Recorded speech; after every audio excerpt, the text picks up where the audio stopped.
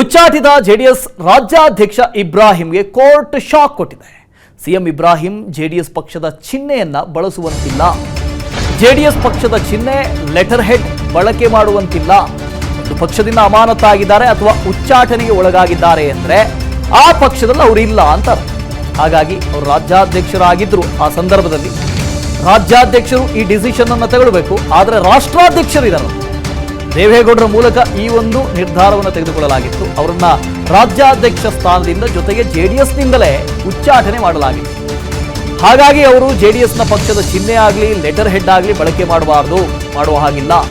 JDS ಪಕ್ಷದ ಕುರಿತಾಗಿ ಸುದ್ದಿಗೋಷ್ಠಿ ನಡೆಸುವಂತಿಲ್ಲ.